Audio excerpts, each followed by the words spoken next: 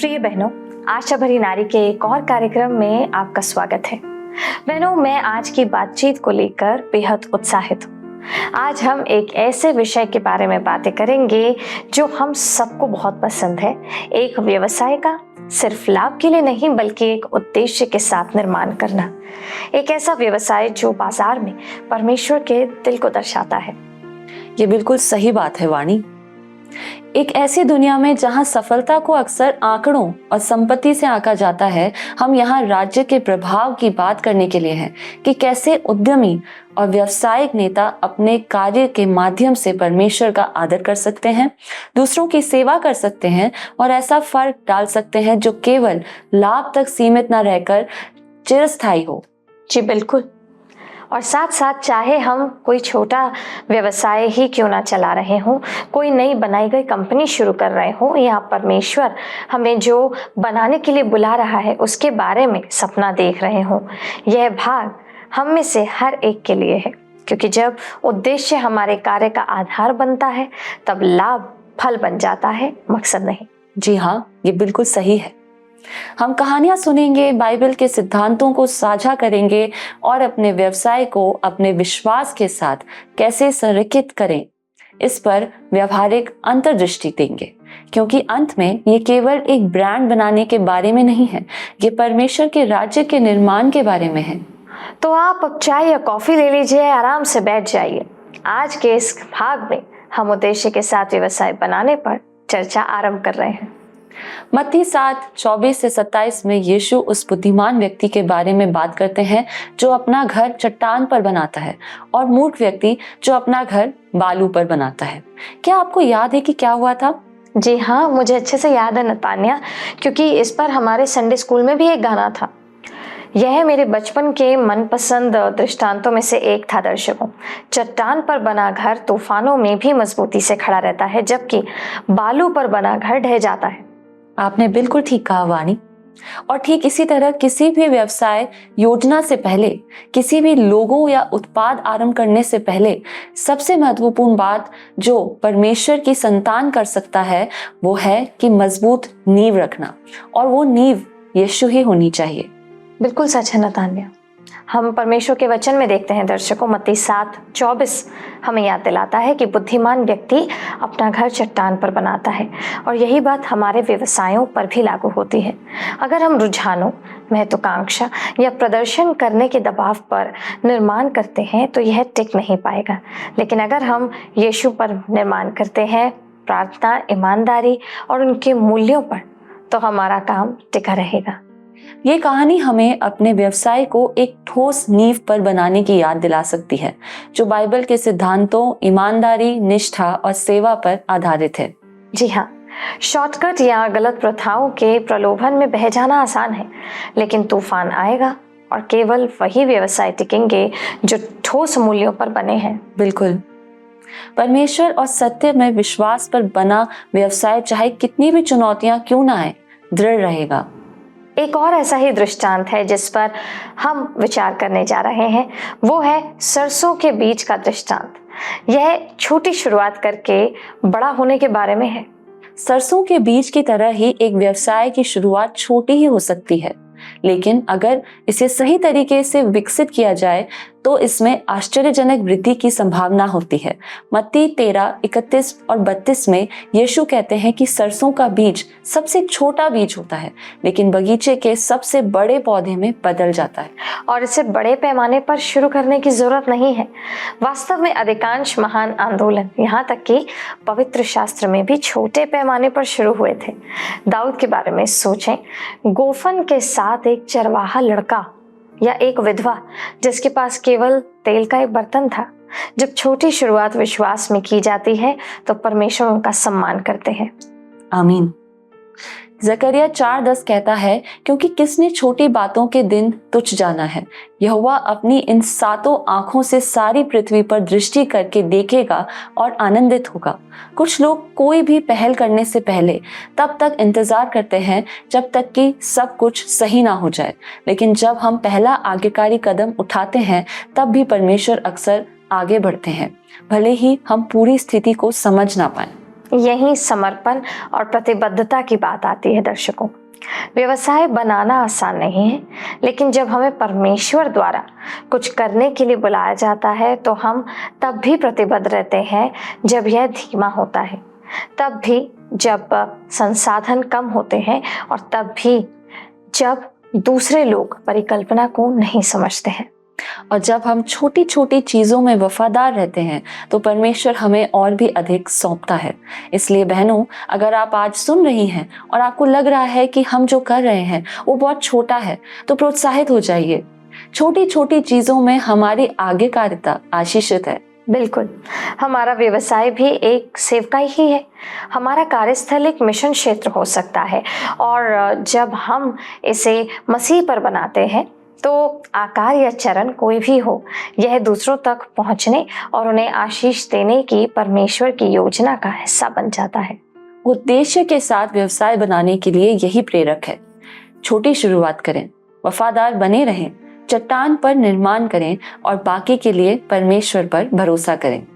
एक मसीही व्यवसाय सिर्फ एक व्यक्ति की परिकल्पना या एक छोटे से विचार से शुरू हो सकता है, लेकिन विश्वास, समर्पण और परमेश्वर के आशीर्वाद से यह कई लोगों को प्रभावित करने वाली चीज बन सकता है। बीज के बढ़ने के साथ ही धैर्य और मूल्यों के प्रति सच्चे रहना ही कुंजी है। भरोसा रखें कि हमारा व्यवसाय सरसों के बीज की तरह उन तरीकों से बढ़ेगा जिनकी हम हमेशा कल्पना नहीं कर सकते। परमेश्वर के साथ। बिल्कुल सही। आप जानते हैं, बातें कहना बहुत आसान है, लेकिन उन्हें करना बहुत मुश्किल है। लेकिन हमारे पास व्यवसाय में ऐसे लोग हैं जो यीशु से प्यार करते हैं और जिन्होंने वास्तव में बदलाव किया है।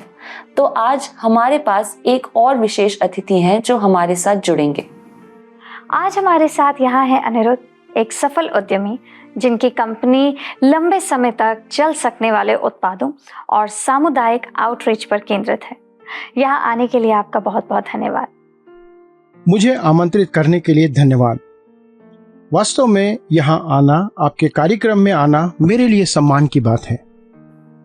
अनिरुद्ध, मैंने आपकी कंपनी और आपके द्वारा किए जा रहे बेहतरीन काम के बारे में बहुत कुछ पढ़ा है, लेकिन मैं आपके इस कार्य की यात्रा के बारे में सुनकर शुरुआत करना चाहूँगी।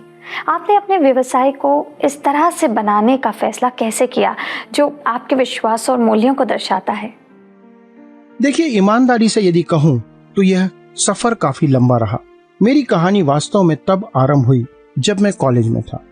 मैं व्यवसाय का या बिजनेस का अध्ययन कर रहा था और हमेशा खुद को एक प्रेरित और एक ऐसे व्यक्ति के रूप में देखता था या सोचता था जिसके पास अपने लिए विशिष्ट लक्ष्य है, लेकिन अंदर ही अंदर मुझे कुछ पाने, कुछ प्राप्त करने की लालसा महसूस हुई। कुछ ऐसा जो बिजनेस या व्यवसाय आरंभ करने और चलाने की प्रक्रिया के प्रति मेरे जुनून और मेरी मसीहत को एक साथ जोड़ सके।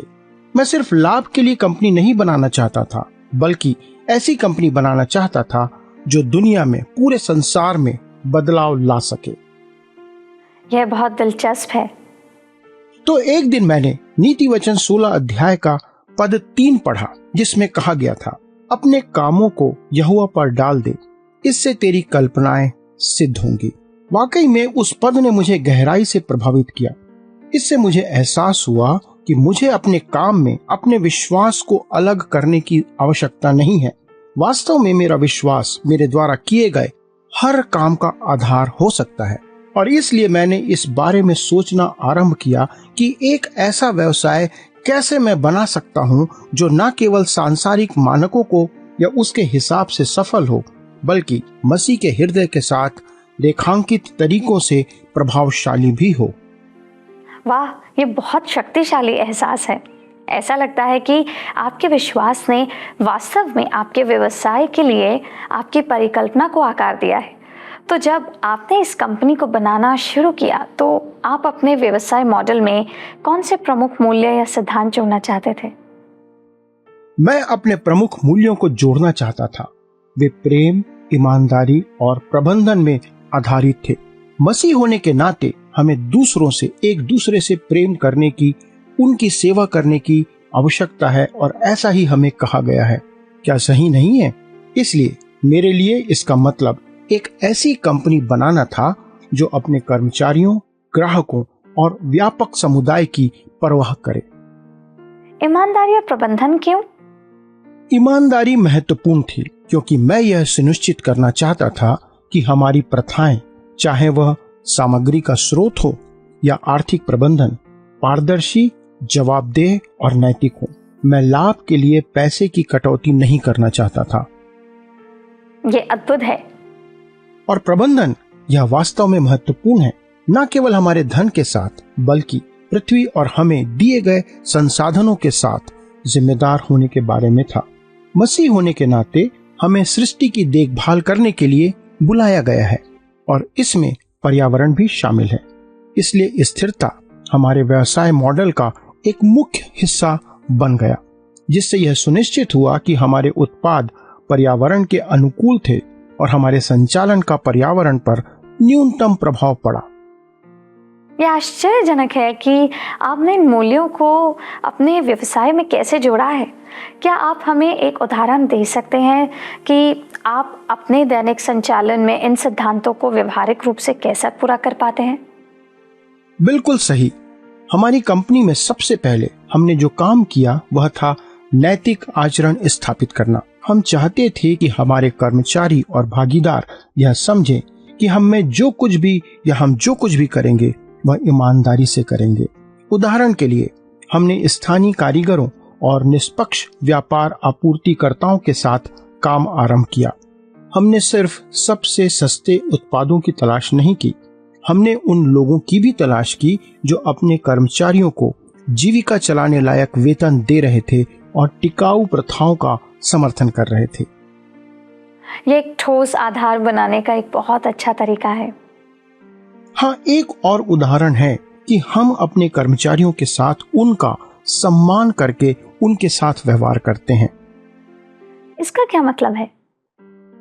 इसका मतलब है बराबरी का वेतन, लाभ प्रदान करना और ऐसा माहौल बनाना जहां हर कोई अपने आप को मूल्यवान महसूस करे। हम परामर्श देने का कार्यक्रम प्रदान करते हैं और प्रार्थना सभाओं, बाइबल अध्ययनों और इस बारे में खुली चर्चाओं के माध्यम से आत्मिक विकास को प्रोत्साहित करते हैं कि हमारा विश्वास हमारे काम को कैसे प्रभावित करता है। अरे वाह! और आपके उत्पादों के बारे में क्या? अपने उत्पादों के लिए हम अपनी स्थिरता के लिए प्रतिबद्ध हैं। हमारे द्वारा दी जाने वाली सामग्री से लेकर हमारे द्वारा सामान पैक करने की सामग्री तक हम पर्यावरण के अनुकूल विकल्पों को प्राथमिकता देते हैं। उदाहरण के लिए, हम बायोडिग्रेडेबल पैकेजिंग का उपयोग करते हैं और अपनी निर्माण करने की प्रक्रियाओं के लिए स्वाभाविक रूप से पुनः पैदा होने वाली ऊर्जा में निवेश करते हैं। ये उदाहरण बहुत प्रेरणादायक है।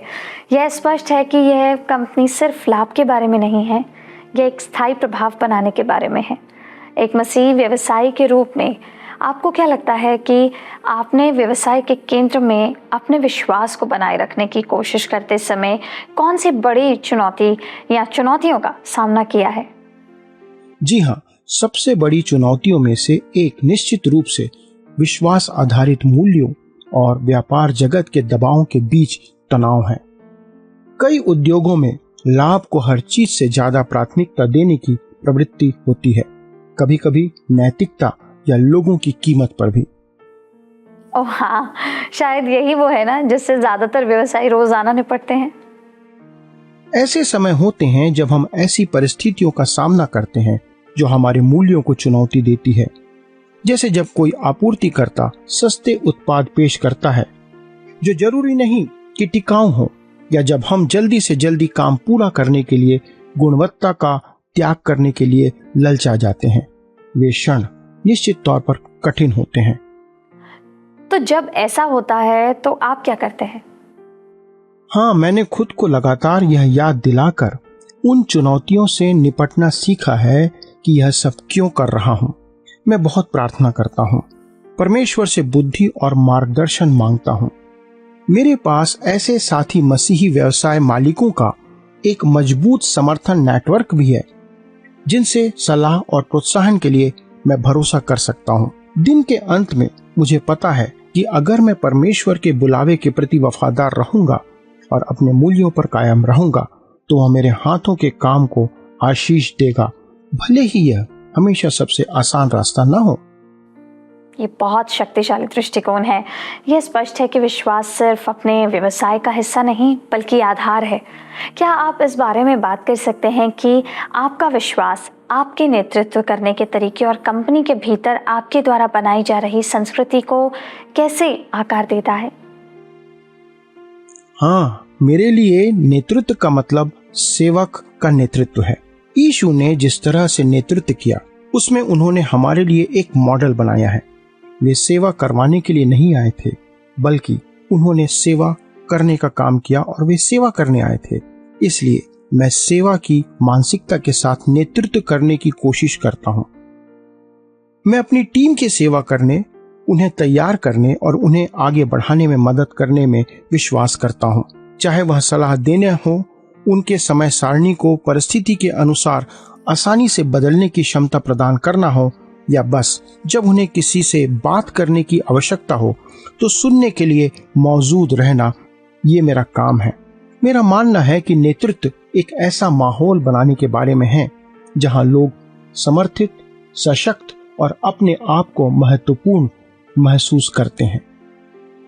और क्या ये कंपनी की संस्कृति तक भी फैला हुआ है?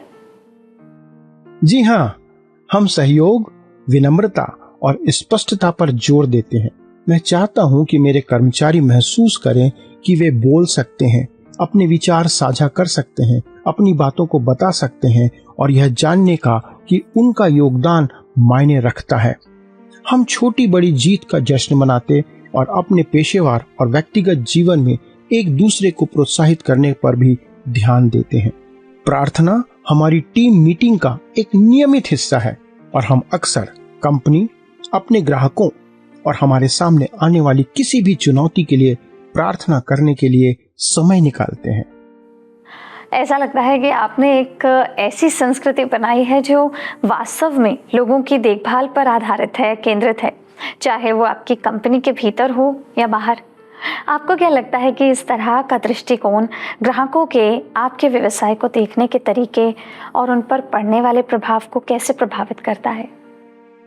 मुझे लगता है कि आज ग्राहक उन कंपनियों के पीछे के मूल्यों के बारे में पहले ही कहीं ज्यादा जागरूक हैं और जानते हैं जिनका वे समर्थन कर रहे हैं। वे जानना चाहते हैं कि जिन व्यवसायियों से वे माल खरीद रहे हैं वे सिर्फ पैसे कमाने के बारे में ही नहीं बल्कि बदलाव लाने के बारे में होना चाहिए या है। हमने देखा है कि हमारे ग्राहक हमारे द्वारा दी गई प्रामाणिकता, असलियत और स्पष्टता की वास्तव में सराहना करते हैं।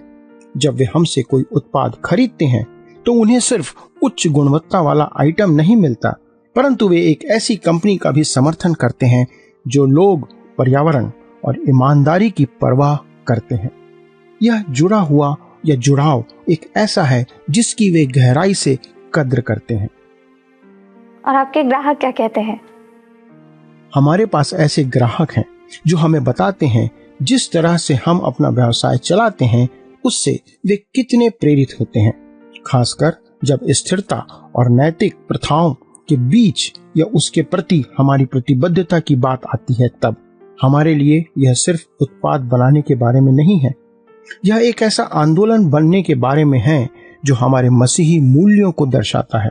हमारे पास ऐसे लोग भी हैं जो पूछते हैं कि वे अपने खुद के व्यवसायों या जीवन में हमारे समान कुछ सिद्धांतों को कैसे लागू कर सकते हैं। यह आश्चर्यजनक है। ऐसा लगता है कि आपका विश्वास संचालित दृष्टिकोण बहुत से लोगों को पसंद आ रहा है। आप उन अन्य मसीही विश्वासियों को क्या सलाह देंगे जो ऐसा व्यवसाय शुरू करना चाहते हैं जो उनके विश्वास और मूल्यों को दर्शाता हो? सबसे पहले और सबसे महत्वपूर्ण बात, मैं उन्हें वास्तव में ईश्वर के मार्गदर्शन की तलाश करने के लिए प्रोत्साहित करूंगा। व्यवसाय शुरू करना कोई छोटा काम नहीं है और ऐसे समय आएंगे जब रास्ता या मार्ग कठिन हो जाएगा, लेकिन अगर आप अपनी आंखें परमेश्वर पर टिकाए रखते हैं और अपनी योजनाएं उन्हें सौंप देते हैं तो वह अवश्य आपका मार्गदर्शन करेगा। बिल्कुल। एक बार फिर से दूसरी बार मैं कहूंगा कि अपने मूल्यों में समझौता ना करें। तब भी जब यह बहुत मुश्किल हो। दुनिया आपको यह समझाने का प्रयास करेगी कि सफलता केवल लाभ और विकास के बारे में है, लेकिन परमेश्वर की नजर में सच्ची सफलता ईमानदारी में है। छोटी छोटी चीजों में ईमानदारी बनी रहे और परमेश्वर आपके प्रयासों को आशीष देंगे। अंत में अपने आसपास एक समुदाय विकसित करें, बनाएं। ऐसे लोग जो आपका समर्थन कर सके, आपके लिए प्रार्थना कर सके और आपको जवाबदेह ठहरा सके। आपको यह अकेले नहीं करना है। एकता में ताकत और बल होता है और समान विचारधारा वाले लोगों की एक टीम होने से आपको अपने विश्वास में दृढ़ रहने में मदद या सहायता मिल सकती है। ये बहुत ही समझदारी भरी सलाह है। आज आपसे बात करने के बाद बेहद खुशी हुई। आपकी यात्रा और जिस तरह से आपने इस व्यवसाय को बनाया है वास्तव में प्रेरणादायक है। हमारे साथ अपनी अंतर्दृष्टि साझा करने के लिए धन्यवाद। आपका बहुत बहुत धन्यवाद। अपनी कहानी साझा करके मुझे बहुत खुशी हुई। मुझे उम्मीद है कि दूसरों को ऐसे व्यवसाय आरंभ करने के लिए प्रोत्साहित किया जाएगा जो न केवल फूलते फलते हैं बल्कि मसीह के प्रेम और मूल्यों को भी दर्शाते हैं। मुझे यकीन है कि आपके शब्दों से बहुत से दर्शक प्रेरित महसूस करेंगे। अपना समय देने के लिए फिर से धन्यवाद। जी, आपका भी धन्यवाद। दर्शकों, यूहन्ना 10:11 में यीशु को अच्छे चरवाहे के रूप में बताया गया है जो अपने झुंड का मार्गदर्शन और देखभाल करता है। उसी तरह एक मसीही व्यवसायिक नेता को अपनी टीम का मार्गदर्शन और देखभाल बुद्धि और करुणा के साथ करना चाहिए। एक अच्छा व्यवसायिक अगुवा सिर्फ लाभ के बारे में नहीं बल्कि अपने कर्मचारियों की भलाई के बारे में भी चिंतित होता है। एक चरवाहे की तरह जो हर भेड़ को नाम से जानता है, एक मसीही अगुवा अपनी टीम को समझने का प्रयास करता है, मार्गदर्शन, प्रोत्साहन और समर्थन प्रदान करता है। यह एक विश्वास योग्य और प्रेरित कार्यबल को बढ़ावा दे सकता है जो अपने उद्देश्य में एकजुट है, ठीक वैसे ही जैसे एक झुंड अपने चरवाहे का अनुसरण करता है जिस पर उसे भरोसा है। जी हाँ, यूहन्ना 15:5 में यीशु द्वारा दी गई दाखलता और शाखाओं की उपमा हमें याद दिलाती है कि उससे जुड़े बिना हम कुछ भी नहीं कर सकते। मैं दाखलता हूँ, तुम डालियाँ हो। जो मुझ में बना रहता है और मैं उसमें, वह बहुत फल फलता है, क्योंकि मुझसे अलग होकर तुम कुछ भी नहीं कर सकते। एक दाखलता बढ़ने, फल देने और फलने फूलने के लिए जड़ों की ताकत पर निर्भर होती है। इसी तरह एक मसीही व्यवसाय को विश्वास और उचित प्रथाओं में बना रहना चाहिए। जब कोई व्यवसाय अपने उद्देश्य से जुड़ा रहता है तो वो सेवा, नैतिक व्यवहार और विकास के रूप में फल पैदा कर सकता है।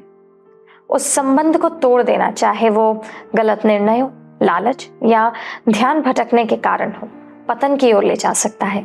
लेकिन जब हम अपने व्यवसाय को अपने विश्वास के साथ संरेखित करते हैं तो हमें कठिन बाजार या प्रतिस्पर्धा के बीच भी फलने फूलने की शक्ति मिलती है।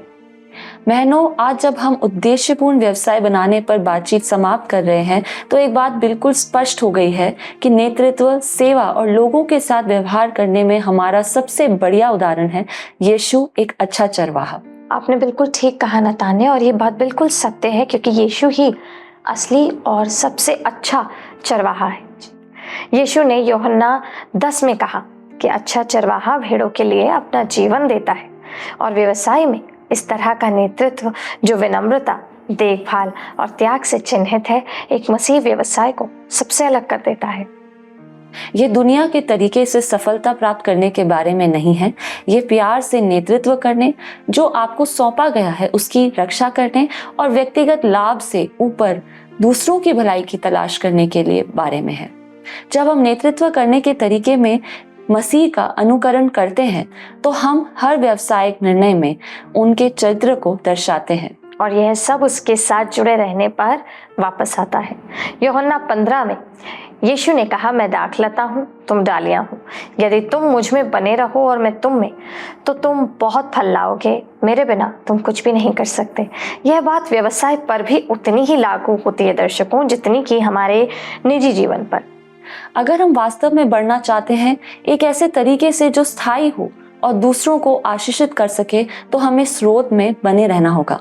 प्रार्थना, पवित्र शास्त्र, आराधना, समुदाय, ये मसीही व्यवसाय के लिए वैकल्पिक नहीं है, ये जीवन रेखा है। और जब हम यीशु जो दाखलता है उससे जुड़े रहते हैं तो हमारे व्यवसायों से मिलने वाला फल सिर्फ आर्थिक नहीं होगा, यह अनंत होगा। यह इस बात में दिखाई देगा कि हम अपने ग्राहकों की सेवा कैसे करते हैं, अपने कर्मचारियों के साथ कैसा व्यवहार करते हैं और परमेश्वर ने हमें जो दिया है उसका प्रबंधन कैसे करते हैं।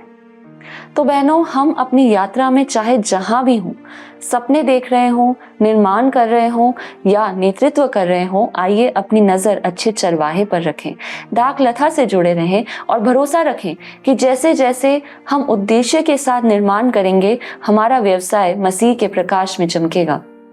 आज आशा भरी नारी के इस कार्यक्रम में हमारे साथ जुड़ने के लिए आपका धन्यवाद। याद रखें, हम सिर्फ एक व्यवसाय नहीं बना रहे हैं, हम एक ऐसी विरासत बना रहे हैं जो परमेश्वर के हृदय को प्रतिबिंबित करती है। अगली बार तक यीशु में बने रहें, वफादार रहें और व्यवसाय के क्षेत्र में उनकी महिमा के लिए अपनी रोशनी चमकाएं। अब आज के लिए विदा लेते हैं। परमेश्वर आपको आशीषित करे। यदि आप किसी विषय पर प्रार्थना और परामर्श चाहते हैं तो स्क्रीन पर आ रहे नंबर पर हमें कॉल ज़रूर कीजिए। हमारे प्रतिनिधि आपकी सहायता करने का इंतज़ार कर रहे हैं। इसके साथ साथ अगर आप इस कार्यक्रम को पुनः देखना चाहते हैं तो हमारे YouTube चैनल वर्ड रिसाउंड्स टुडे पर दोबारा देख सकते हैं। तो दर्शकों, इससे पहले हम आपसे विदा लें, आइए प्रार्थना करें। अत्यंत महान अनुग्रहकारी पिता परमेश्वर, आज के सुंदर वचन के लिए आपका धन्यवाद देते हैं पिता, जो आपने इस कार्यक्रम के द्वारा हमारे साथ साझा किया है। उन तमाम दर्शकों के लिए प्रार्थना करते हैं जो आज इस समस्या से अपने व्यवसाय में किसी प्रकार के संघर्ष में है या किसी प्रकार के मार्गदर्शन की खोज में है पिता, और वो चाहते हैं कि होने दीजिए कि आपका मार्गदर्शन उनके जीवन में फलदायी होने वाला हो सके। जैसा कि वचन में लिखा है कि यीशु मसीह एक दाखलता है और हम उनमें जुड़े रहें तो हम हर एक अपने जीवन के हर एक भाग में सफलता प्राप्त करेंगे। वैसे ही होने दीजिए कि जैसे आपने हमारे को वचन द्वारा साझा किया है, वैसे ही हम रोशनी के समान हर एक व्यवसाय में, हर एक अपने जीवन के भाग में चमकने वाले हो सके। प्रभु जी, मैं मांगती हूँ कि यदि आज हमारे साथ जुड़े हुए दर्शकों में से कोई भी ऐसा व्यक्ति है जो आपके मार्गदर्शन की तलाश में है, तो होने दीजिए प्रभु कि आपका वचन ज्योति समान उनके जीवन में चमकने वाला हो सके और उनको वो मार्गदर्शन मिलने वाला हो सके जिससे उन्हें पता चले कि कैसे मसीह होकर उन्हें उस व्यवसाय को चलाना है और आगे बढ़ाना है। पिता परमेश्वर, मैं आपकी तमाम आशीषों के लिए आपका धन्यवाद करती हूँ और एक बार फिर से इस वचन के लिए आपका धन्यवाद करती हूँ जो आपने हमारे साथ साझा किया है। होने दीजिए कि आपका वचन हमारे जीवन में फलदायी होने वाला हो सके, हमारे जीवनों को बदलने वाला हो सके। इस प्रार्थना को हमारे उद्धारकर्ता प्रभु यीशु मसीह के नाम से मांगती हूँ, आमीन।